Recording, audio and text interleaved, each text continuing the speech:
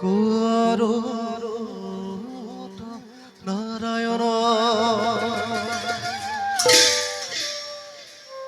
সক্রান্ত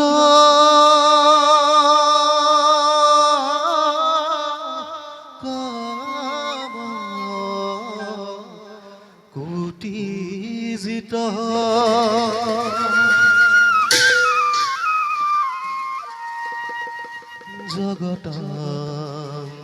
জগতাঞ্জনকুধাতা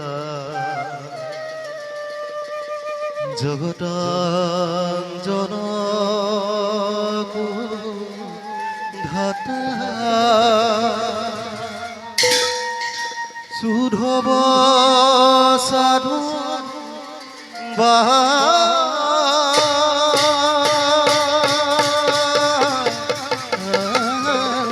বাধব পবিত্র রাখি একটা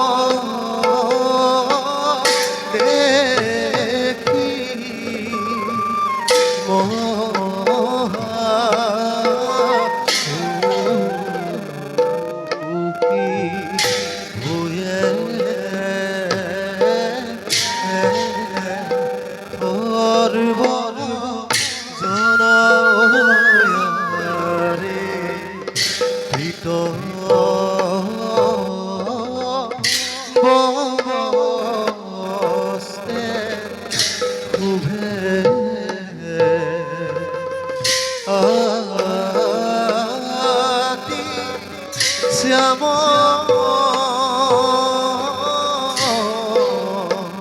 কোনে মন হরি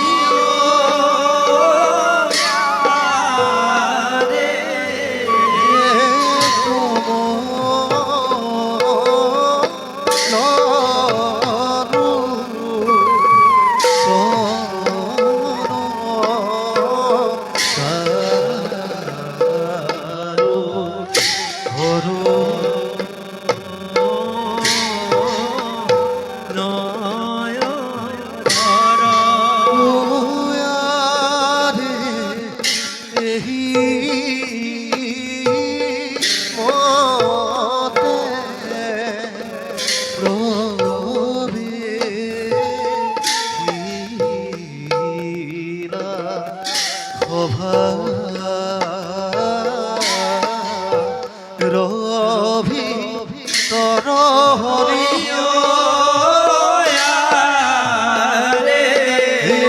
রাম হরি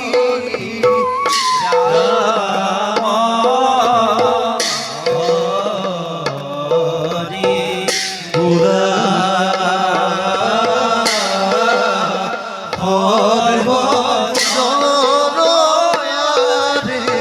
রাম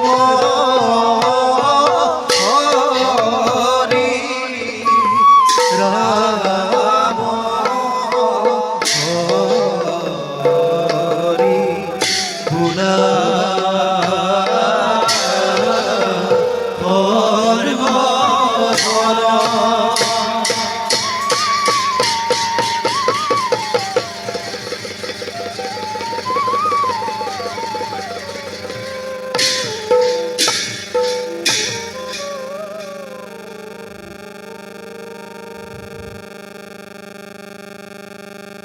ভক্ত আর ধর্মর মূল শিপাত আমি এই বিরাজমান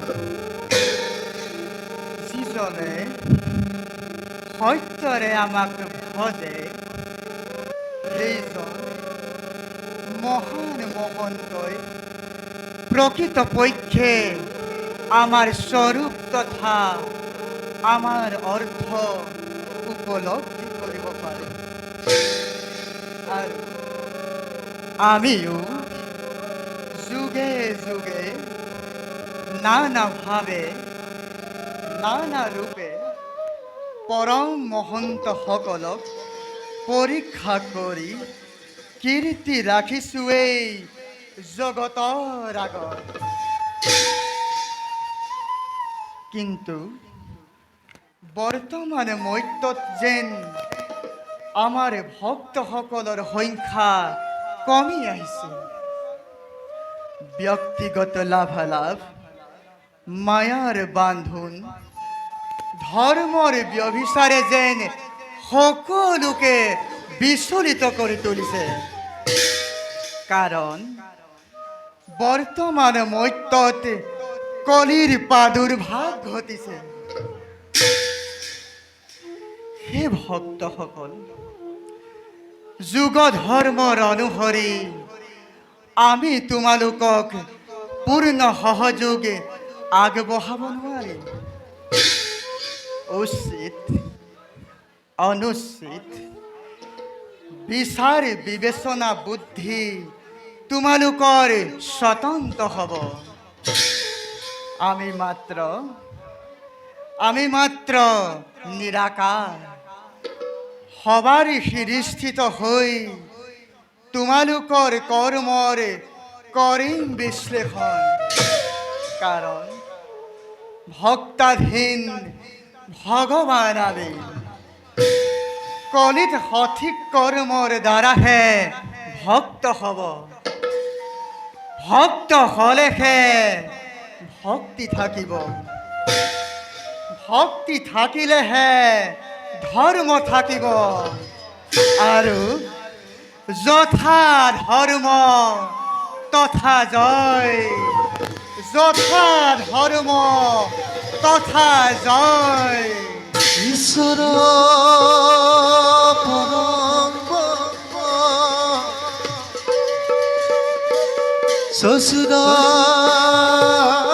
সসুৰানন্দ বিগ্ৰহ অনাধি ৰুগীৰ গোবিন্দ সৰ্বকাৰণ সৰ্বকাৰণ কাৰণ সৰ্বকাৰণ কাৰণ সৰ্বকাৰণ কাৰণ। এতিয়া যাওঁ নিজ কৰ্তব্যত সংগ্ৰহত।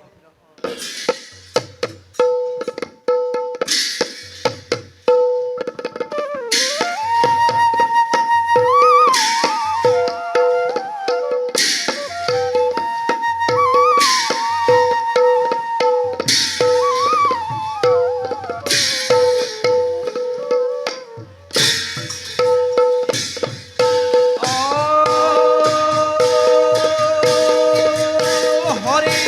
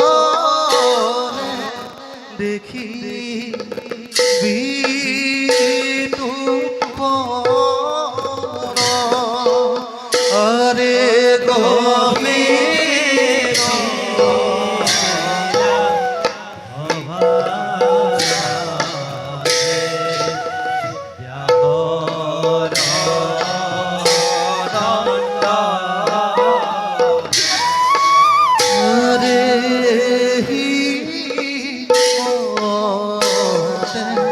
পয়লা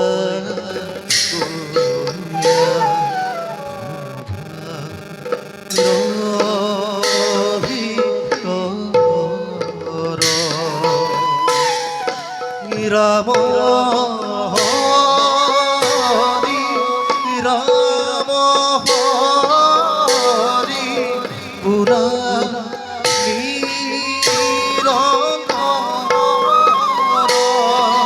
হরে রাম হরি রাম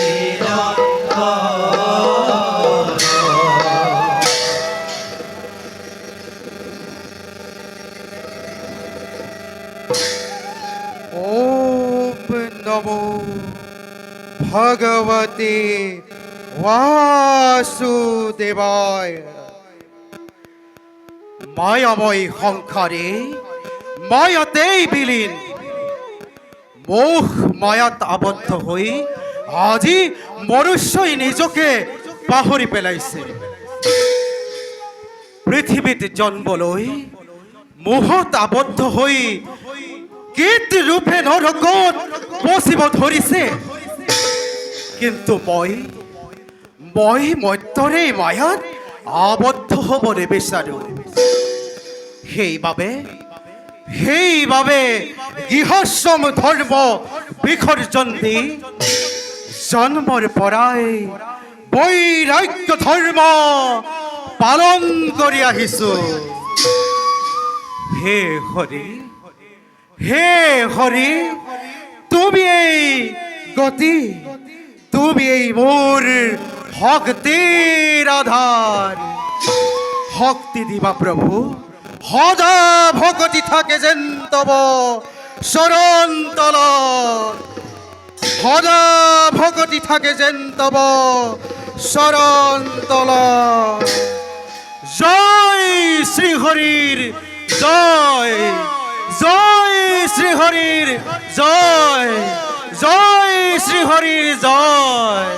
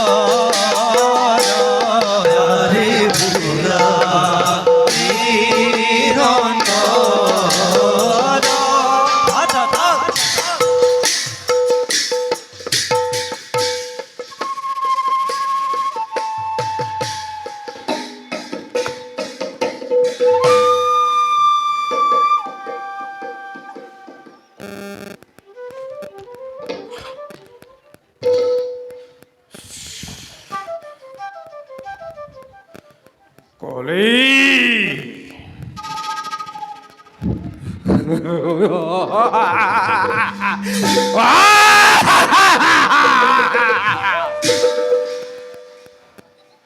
নাম মোৰ কলি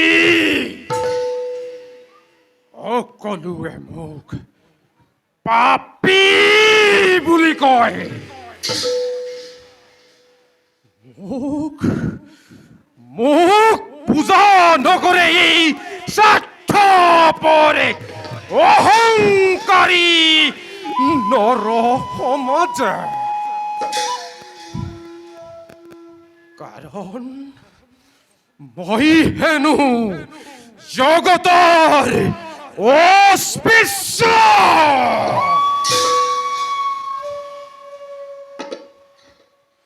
নৰ সমাজৰ এই নৰ সমাজৰ অৱহেলা আৰু অনাদৰৰ মাজতে মই মোৰ প্ৰভাৱ বিস্তাৰ কৰিম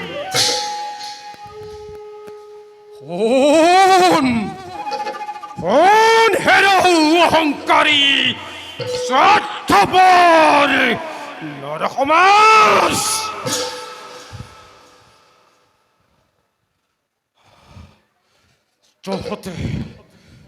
তহঁতে নাজানো বৰ্তমান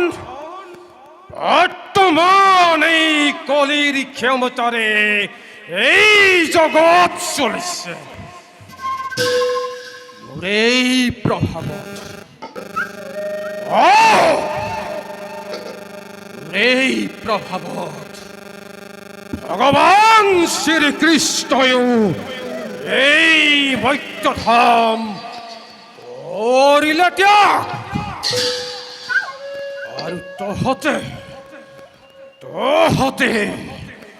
এতিয়াও বুজা নাই এই জগতত কোন শ্ৰেষ্ঠ কলি কলি কেৱল কলি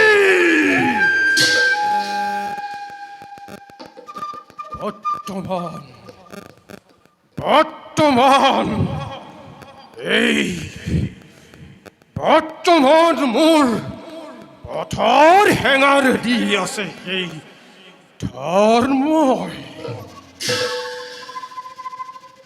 কিন্তু কিমান দিন ধৰ্ম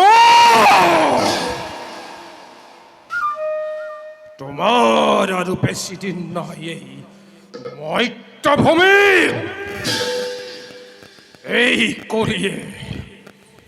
এই কলিয়ে নিজৰ পাপ শক্তি নিজেই কৰিব বিস্তাৰ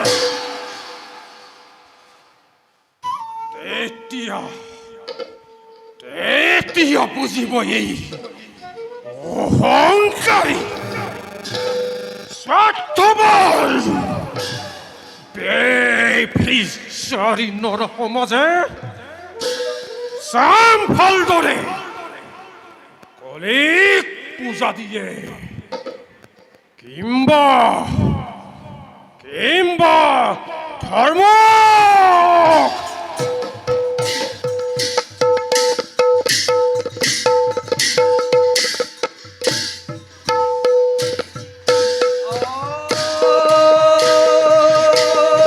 হৰি হৰি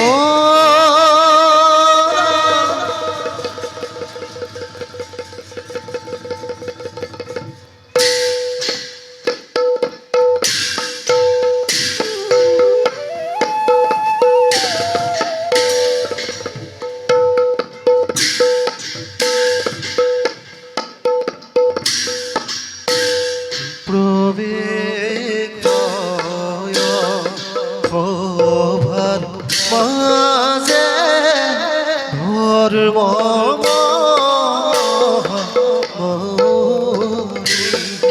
আৰে মুক্তৰ দেখিও স্থিৰ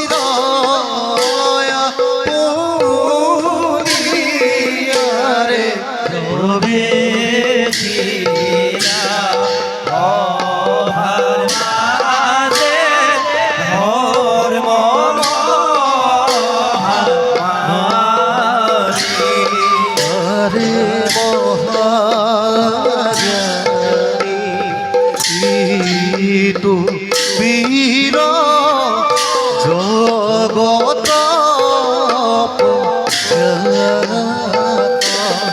আৰে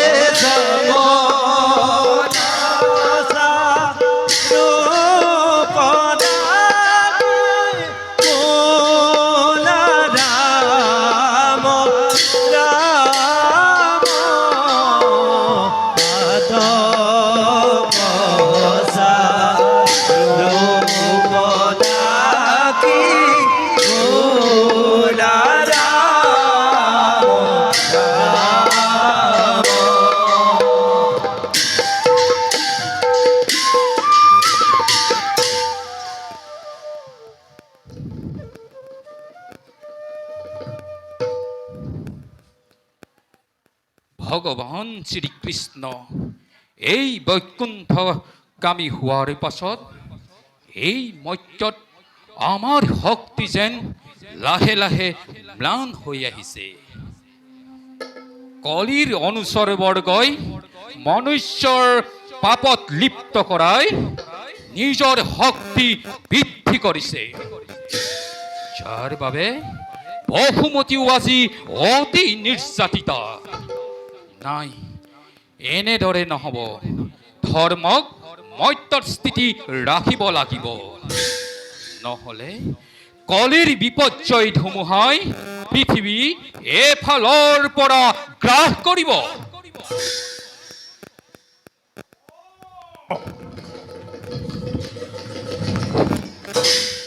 ধৰ্ম গোটেই পৃথিৱী মই কৰিলো চলাত, আৰু তুমি ইয়াত থিতাপি লৈছা। কলি, কিবা হেতু আজি তুমি মোৰ ওচৰত? আছে নেকি কিবা প্ৰয়োজন এই ধৰ্মৰ কাষত? প্ৰয়োজন? প্ৰশ্নটো বহুতেই আছে ধৰ্ম, কিন্তু তুমি মোক কোৱা, তুমি এই মৰ্ত্য ধৰ্মত এতিয়াও কিয় বিৰাজমান? সত্য ধৰ্ম ৰক্ষাৰ অৰ্থে সৃষ্টিৰ আদিৰ পৰাই মই এই মৰ্ত্যত আছো আৰু আজীৱন থাকিম। তাত হৈছে নেকি তোমাৰ কিবা ব্যাঘাত? ব্যাঘাত জন্মিছে ধৰ্ম তোমাৰ বাবে। মই মোৰ পাপ কাৰ্য ব্যাঘাত জনাব পৰা নাই, আৰু সেয়েহে তোমাক মই কৰিছো আদেশ, মুহূৰ্ততে প্ৰস্থান কৰা তুমি স্বৰ্গৰাজ্যলৈ। মোক আদেশ শুনাবলৈ তুমি কোন কলি? কালৰ নিৰ্দেশত যুগৰ অনুসাৰে মই মোৰ কৰ্তব্য কৰি আহিছো আৰু আজীৱন কৰি যাম। এই কৰ্তব্যত মোক তোমাৰ না আদেশৰ প্ৰয়োজন না অনুৰোধৰ। অনুৰোধ? অনুৰোধ?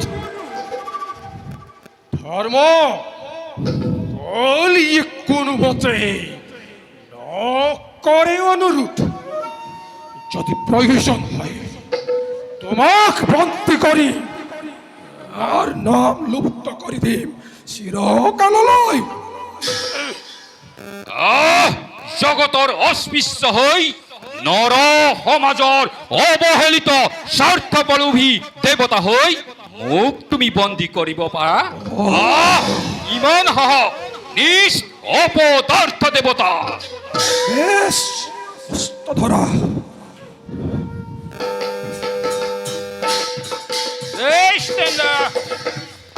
লাগিল লাগিল ধন এ কলিতো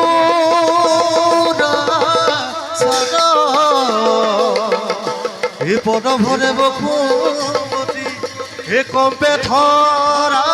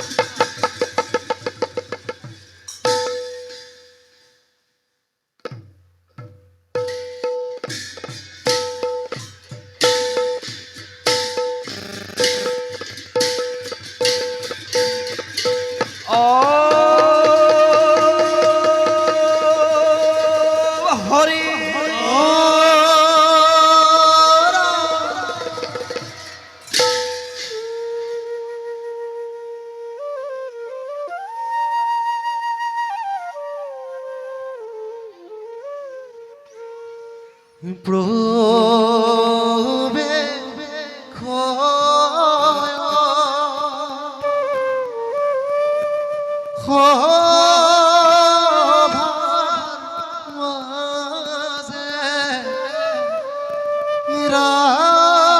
রাজা পরীক্ষি তয়ারে প্রবে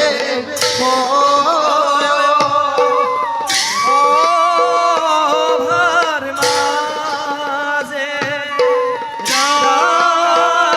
রাজা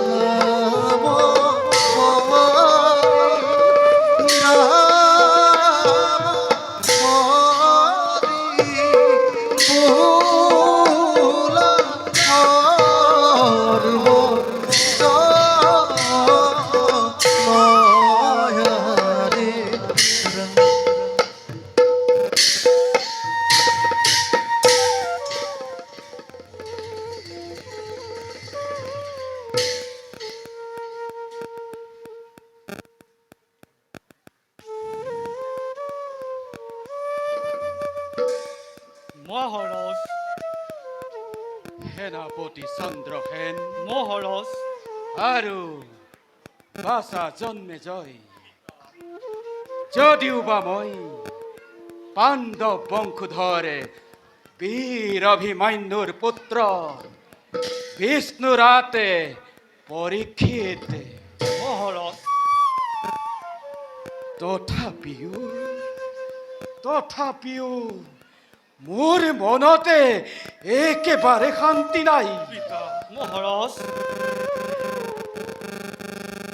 ধৰ্মপৰায়ণী পিতামহসকল স্বৰ্গলৈ গমন কৰাৰ পাছতেই মোৰ মন একেবাৰে চঞ্চল হৈ উঠিছে।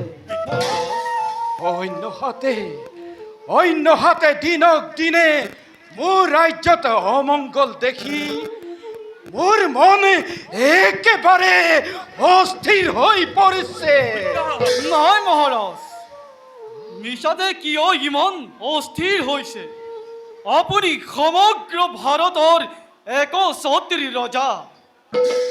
আপুনি এনেদৰে মিছাতে অস্থিৰ হৈ পৰিলে এই বিশাল সাম্ৰাজ্য শৃংখলাবদ্ধভাৱে চলাব কেনেকৈ? আপোনাৰ এনে অৱস্থা দেখিলে শত্ৰুৱে বিদ্ৰোহ কৰিবলৈ সুবিধা পাব। সেনাপতি, গতিকে মহাৰাজ, আপোনাৰ মনৰ সকলো ভ্ৰান্তি দূৰ কৰি ৰাজ্য শাসনত মনোনিৱেশ কৰাহে উচিত। পিতা, বাচা সেনাপতিয়ে উচিত কথাকে কৰিছে অৱতাৰণ। পিতা, আপোনাক কেনে অস্থিৰতা দেখিলে মোৰ হৃদয় একেবাৰে ভাগি পৰে। পিতা, আপোনাৰ আদৰ্শ সংস্কাৰ আৰু ধৰ্ম ক্ষীৰোগত কৰিয়েই আমি জীৱনৰ শিক্ষা লভিছোঁ। পিতা, আপুনি যদি এনেদৰে ভাগি পৰে আমি নিজকে কিদৰে প্ৰবোধ দিম? পিতা, তোমালোকৰ কথা অৱশ্যে সঁচা, কিন্তু বাল্যকালৰ পৰাই যে মোৰ মনতে অলপো শান্তি নাই। মহাৰাজ, মোৰ আজন্মৰে পিতৃ বিয়োগ হোৱাতে পাণ্ডৱসকলৰ লালন পালনতেই মই ডাঙৰ দীঘল হৈছো। কিন্তু সেই পাণ্ডৱসকলৰ বিয়োগতে মই কিদৰে শান্তিৰে থাকিব পাৰো? মহাৰাজ, জন্মৰ লগতে মৃত্যু এক চিৰসত্য জীৱনৰ। আপুনি গুণী জ্ঞানী সৰ্বগুণ সম্পন্ন ৰজা। ভাবি চাওক মহাৰাজ, প্ৰজাৰ সুখ দুখেই ৰজাৰ সুখ। গতিকে আপুনি প্ৰজাৰ সুখ দুখৰ কথা চিন্তা কৰক। হে পিতা, বাছা, সকলোবোৰ ভগৱানৰ পদত। আমি মাত্ৰ কাৰণহে পিতা। তেওঁই সকলো পালন কৰিছে। পিতা, বাছা, বিধাতাৰ বিধান ৰোধ কৰিবৰ পৰা শক্তি আমাৰ গাত একেবাৰে নাই পিতা। চিৰ সত্যইতো তোমাৰ বচন বাছা। পিতা, আমি কাৰণ হলেও আমাৰ কৰ্তব্যবোৰ সহজ পথেৰে কৰি যাব লাগিব। হয় পিতা, তাকে নকৰিলে যে বাছা ভগৱানৰ ওচৰত আমি দুখী হৈ ৰম। হয় পিতা, বাছা, পিতা, আমি সকলোবোৰ ভগৱানৰ দূতে। ভগৱানৰ নাম যগ গুণ গাবলৈকে আমাক মৰ্ত্যলৈ পঠাইছে বাছা।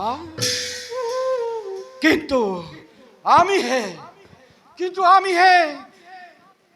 ঐশ্বৰ্য বিভূতিৰ লালসাত পৰি নিজৰ পাপ নিজেই চপাই লৈছো।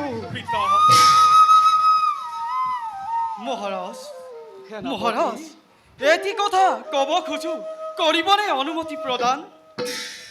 নিঃসন্দেহে সোধা সেনাপতি। মহাৰাজ, তুমি মোক যিকোনো কথা সুধিবৰ বাবে অনুমতিৰ নাই প্ৰয়োজন। মহাৰাজ, আজি বহু দিন হ'ল মৃগয়ালৈ যোৱা নাই। মৃগয়ালৈ যাবলৈ মোৰ প্ৰবল ইচ্ছা। আপুনি যদি অনুমতি প্ৰদান কৰে তেন্তে কুমাৰ জন্মেজয় আৰু মই মৃগয়ালৈ যোৱাৰ ইচ্ছা প্ৰকাশ কৰিছো। মৃগয়া? মহাৰাজ, মৃগয়া। বাৰু সেনাপতি, মহাৰাজ, আনন্দেৰে দিলো অনুমতি। মহাৰাজ, কিন্তু সাৱধানতাৰ অৱলম্বন কৰি কুমাৰৰ হতে ভালদৰে কৰিবা মৃগয়া। ভাল মহাৰাজ। এতিয়া যাওঁ ব'লা সকলোটি। আজিলৈ সভা ইমানতে ভংগ কৰা হওক। বলক পিতা। ব'লা মহাৰাজ।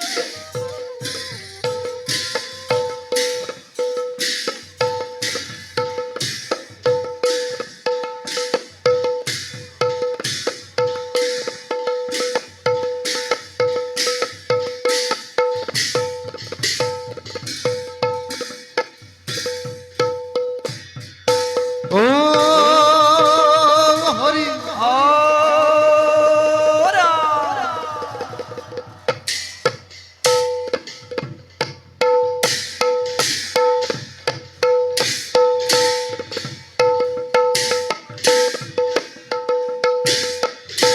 প্রবেশ অভার মাঝে কাইছ আরে তাই মেরে ইটু পতি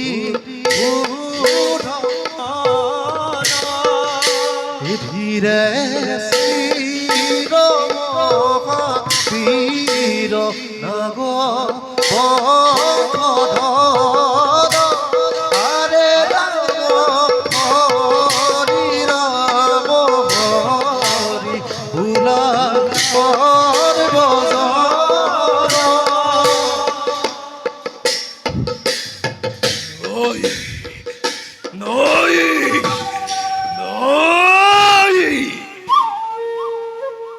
অনেক চেষ্টা কি অথলে যাব পারে অন্তরঞ্চলে থকা প্রতিশোধরে তীব্র দাবানল অন্তরটাকে ডুবাব দিব পারে বান্ধব খান্দব নাশ করার যে ধরি আজি পৰ্যন্ত হৃদয়ত চলিছে মোৰ প্ৰতিশোধৰ দীপ্ততাবাদন। কুৰুক্ষেত্ৰ মহাৰণতে পাণ্ডৱক নিশেষ কৰাৰে চেষ্টা কৰি মই সফল হ'ব নোৱাৰিলো। এতিয়াও জীৱিত পাণ্ডৱৰ নাতি হস্তিনাপুৰৰে ৰজা পৰীক্ষিত পাণ্ডৱৰ দৰে মহাধৰ্মিক হোৱাৰ হেতুকে মই পৰীক্ষিতৰ কাষ চাপিব পাৰো আৰু বৰ্তমানেও অপূৰ্ণ বুলি মনৰ অভিলাষ। আজিৰ পৰা মই পৰীক্ষিতকে কৰিম নিৰীক্ষণ আৰু চলে বলে কিম্বা কৌশলে মোৰ প্ৰতিজ্ঞা কৰিম পূৰণ।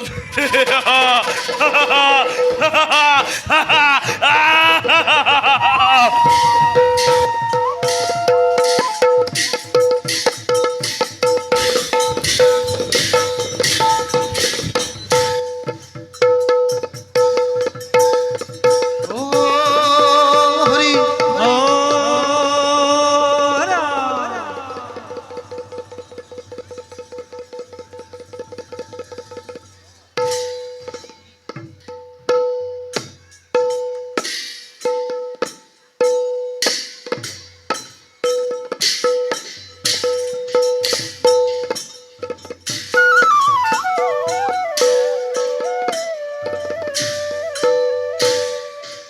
আরে প্রভে ইলা রভা দেবী অভা রভি কর আরে কামে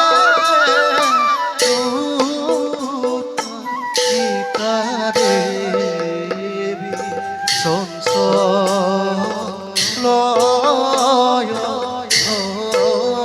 ধরয়ারে আমি বিমুখিতারে বি জয় ধর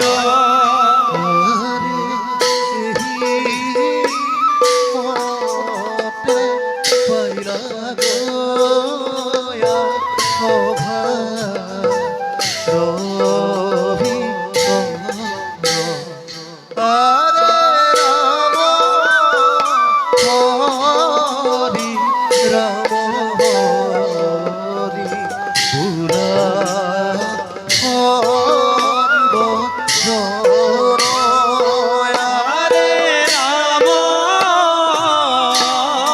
হরি রাম হরি ভোলা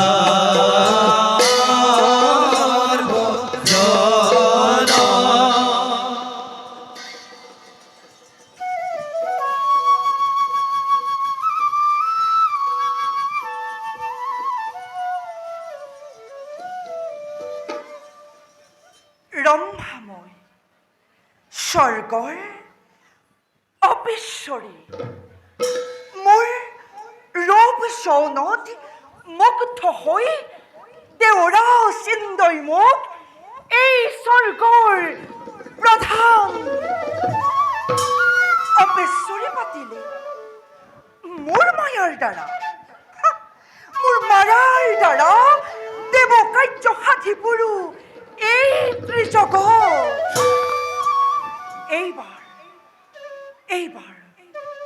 এইবাৰ যুৱৰাজ কলিৰ সহযোগত কাল আৰু অকাল দৈত্যদয়কে নিধন কৰাই কলিৰ প্ৰভুত্ব কৰিম বিস্তাৰ আৰু মহামুনি সুখদেৱৰ গৰ্ভৰ ভাগৱতে নষ্ট কৰিবৰ বাবে এই মধ্যত মই কৰিছো বাহন কলিৰ ৰাজত্ব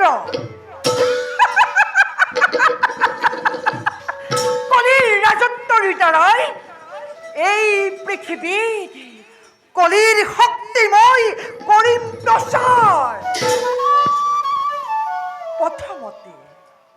প্ৰথমতে মই যাওঁ সুখদেৱৰ পাশে, কামাতুৰা হৈ হৃদয়ত মই প্ৰেমৰ জোৱাৰ তুলি সুখদেৱৰ গল্পৰ মহাভাগৱতে নষ্ট কৰিবৰ বাবে যাওঁ মই সুখদেৱৰ পাশে। সুখদেৱ, সুখদেৱ,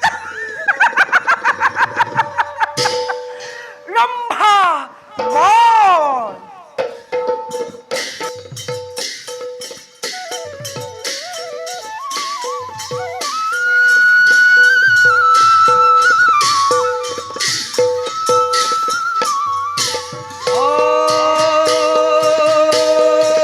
হৰে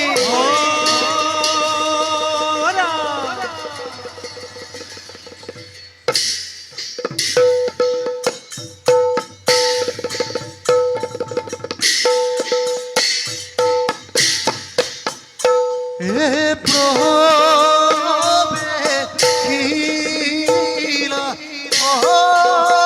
অভাৰ মাঝে, এ তো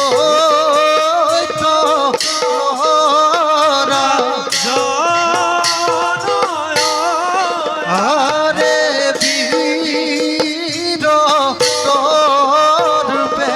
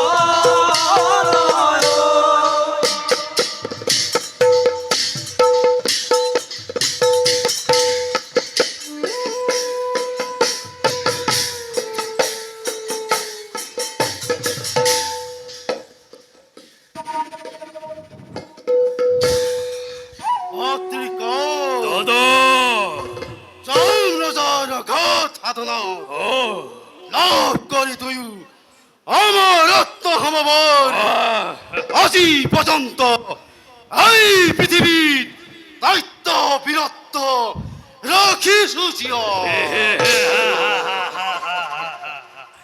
স্বৰ্গত থাকিও আজি দেৱতাসকল দেৱতা নামত থৰ কৰি ঐ কম্পমান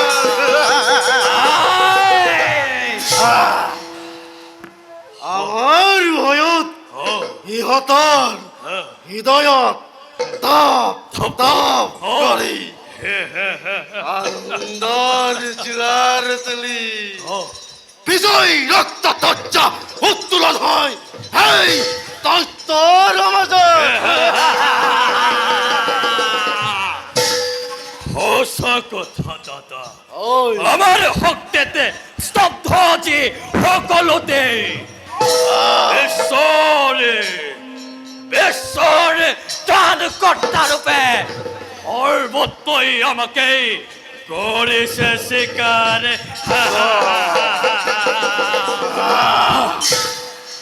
কিন্তু দাদা,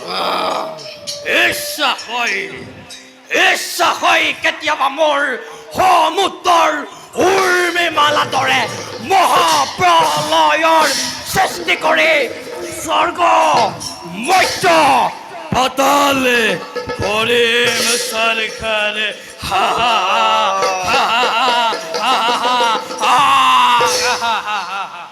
ক্ষান্ত হোৱা ভাই দাদা।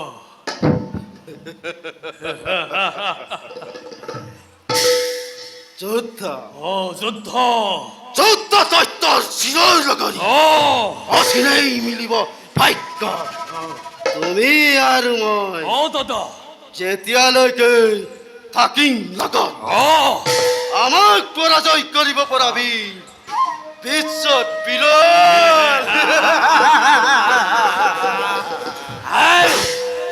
আৰু দাদা কোৱাচোন ভাই ৰাজ্যৰ সংবাদ কি আমাৰ সকলো প্ৰজাই কৰ আদায় কৰিলেনে দাদা সকলো প্ৰজাই কৰ আদায় কৰিলে কিন্তু কিন্তু আমাৰ অৱৰ্তমানতে দুজন ৰেখেমণিয়ে কৰ দিয়াৰ ভয়তে আশ্ৰমেৰি কৰিছে পলায়ন সামান্য তপস্বী ইমান তথ্য ৰাজ্যত থাকি কৰ দিয়াৰ ভয়ত কৰিছে পলায়ন দাদা ইহঁতক বিচাৰি হাতে গলে তাকত শিকলি পিন্ধাই বন্দী কৰি ৰাখিবা অন্ধকাৰ ভূতৰ তুমি কোনো চিন্তা নকৰিবা দাদা এই কালে কাল ৰূপ ধাৰণ কৰে চতুৰ্দিশে সৈন্য কৰিব সঞ্চালন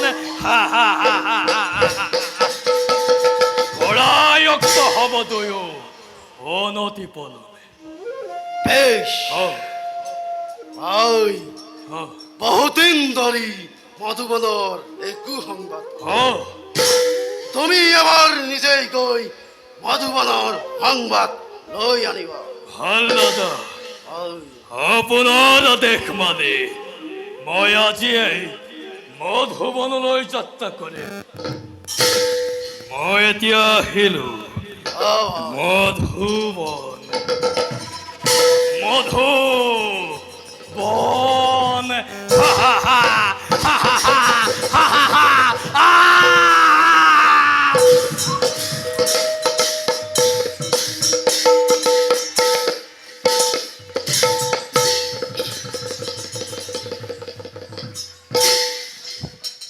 শত্ৰু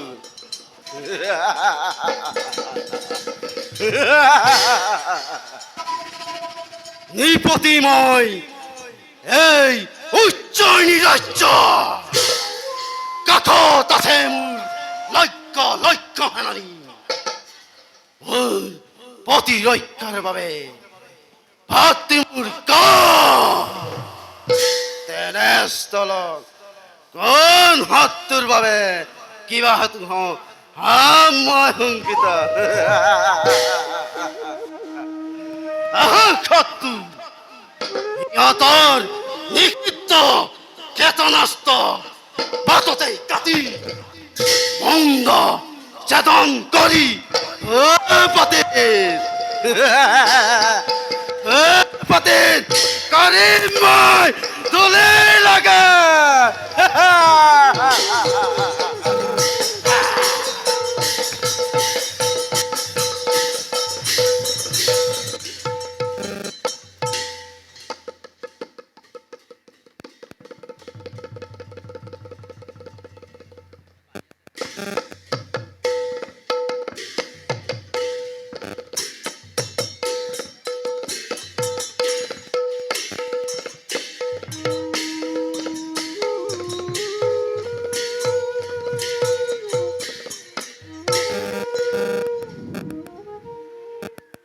হে শ্রীহরি, তোমার অপার মহিমা, কত দিন কত রাত্রি তোমার নামকে হার করি হরি হরি বলি তোমাক বিচাৰি ফুৰিছো,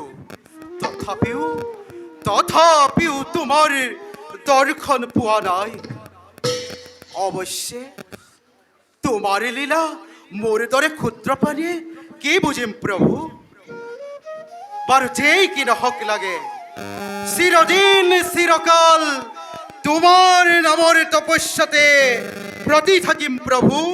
চিৰদিন চিৰকাল তোমাৰ নামৰ তপস্যাতে মই ব্ৰতী থাকিম।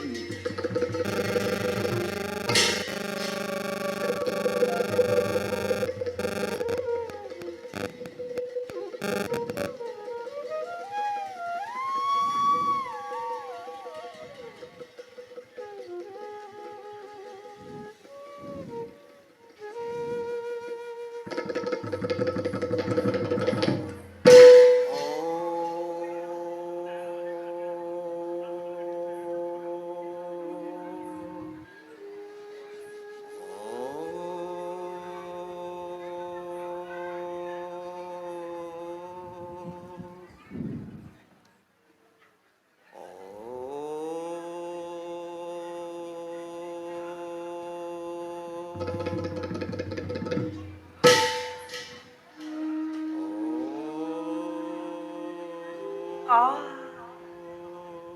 ইমান সুন্দৰ সুখদেৱ, এনে লাগিছে মোৰ তেওঁ যেন তপস্যা ভগ্ন নকৰি তেওঁৰ নয়নত মোৰ নয়ন থৈ বিলীন হৈ যাম মই চিৰদিনলৈ। সুখদেৱ, সাৱধান সাৱধান ৰম্ভা, তই সুখদেৱৰ প্ৰেমতে নোৱাৰ যাব বলীয়া হৈ। কাৰণ তই সুখদেৱৰ গৰ্ভৰ ভাগৱত নষ্ট কৰিবৰ বাবে তৰিব লাগিব অন্তৰতে প্ৰেমৰ মন্দাকিনী ধাৰা। অন্তৰত প্ৰেমৰ জোৱাৰ, ওঠত মৃদু হাঁহি, শোকক প্ৰেমত পাগলামি কৰি নষ্ট কৰিব লাগিব ব্ৰহ্মচৰ্যব্ৰতে।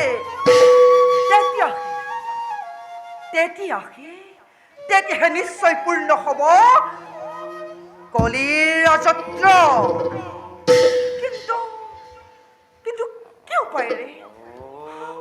কিন্তু কি উপায়েৰে মই কৰিম তপস্যা ভগ্ন? উপায়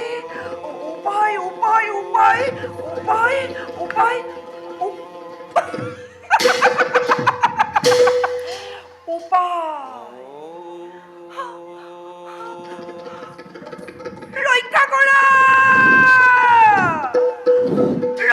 কৰা কোন আছা? ৰক্ষা কৰা।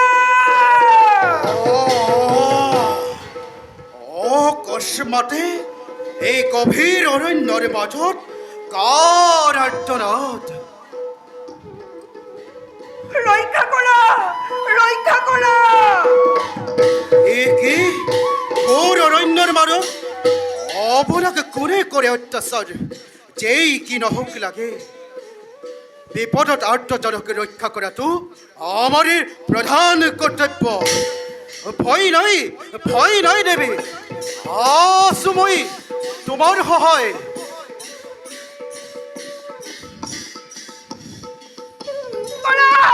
ৰক্ষা কৰা।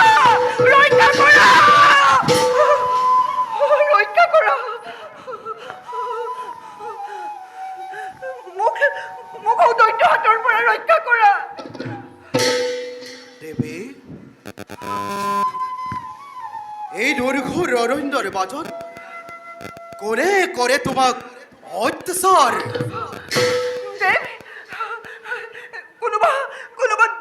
কোনোবা দৈত্যই মোকহে কৰিব খুজিছে আক্ৰমণে। মোক দৈত্য হাতৰ পৰা ৰক্ষা কৰা। ভয় নকৰিবা দেবী, আমাৰ বৰ্তমানত তোমাক কোনেও একো কৰিব নোৱাৰে। নহয় দেৱী, সেই দৈত্যই মোক হৰণ কৰিবৰ বাবে খেলি আহিছিল। নিশ্চয় আপোনাৰ মাত শুনি পলায়ন কৰিছে। মোক অনাথিনী নকৰিব দেৱ,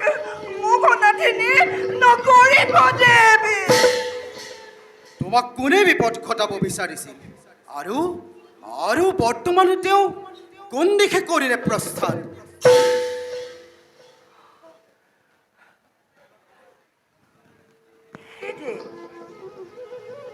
দেৱী, শান্ত সৌম্য সহজ সৰল প্ৰকৃতিৰ কোন আপুনি? দিবনে বাৰু মোক আপোনাৰ সত্য পৰিচয়? দেৱী, মহামুনি ব্যাসৰ পুত্ৰ নাম মোৰ হোক।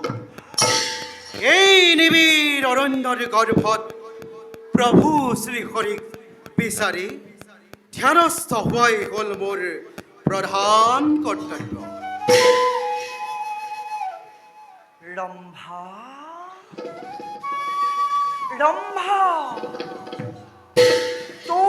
কাৰ্য সিদ্ধিৰ পথ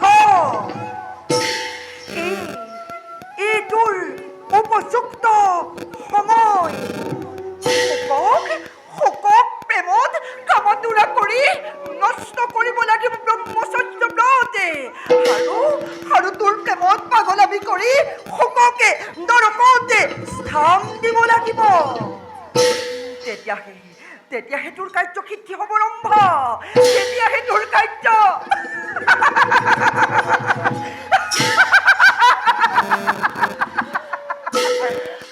দেৱী, দেৱী, কি ভাবিছা দেৱী?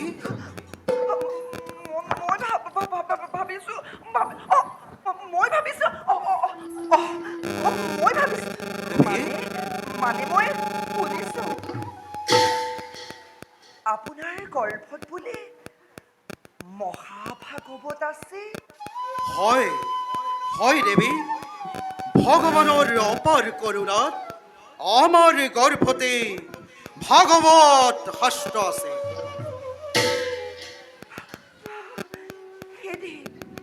দেৱী, যাক মই ইমান দিনে বিচাৰি আছিলো, আজি সেইজনক মই দৰ্শন কৰিছো মোৰ সমীপত। দেৱী, আপুনি মোৰ আৰাধ্য দেৱতা। এই দাসীক অৰ্ধাংগিনী ৰূপে গ্ৰহণ কৰি নাই নাই দেৱী, স্থান দিয়া নাই নাই দেৱী, তোমাৰ নাই নাই চৰণ দেৱী। তলতে। তোৰ হোৱাৰ মনে এয়া তুমি কি কাৰ্য কৰিব ওলাইছা দেৱী? এই কৰ্ম নহয় উচিত। যোৱা যোৱা, তুমি কিছু জিৰণি লোৱাগৈ। নহয় দেৱী, আপুনি যদি মোক গ্ৰহণ নকৰে তেন্তে কলংকৰ কালিবা ৰ'ব চিৰতে নলয়, আৰু পুৰুষত্ব বৃথা হ'ব চিৰকাললৈ।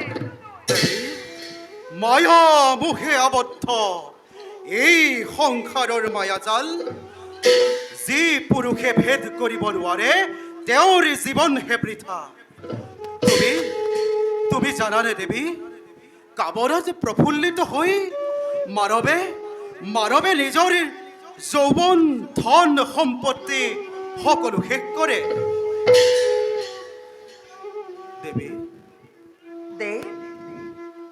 দিব্য বস্ত্ৰ বিভূষণে আভূষিত যি পুৰুষে নাৰীৰ চৰিতাৰ্থ পূৰণ কৰিব পৰা নাই, তেওঁলোকে কিন্তু স্বৰ্গ লাভ কৰিলেও ধূমকেতুৰ দৰে মৰ্ত্যলৈ খহি পৰিব লগা হয়।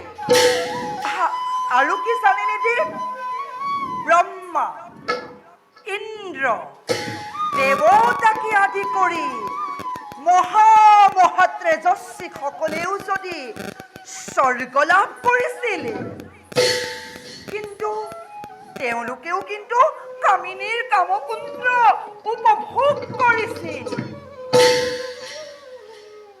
দেৱী, দিব্য বস্ত্ৰ আভূষণ কৰি তুমি অতি সুন্দৰ হৈ মোৰ মুক্তিৰ পথ তুমি ৰুদ্ধ কৰিব খুজিছা।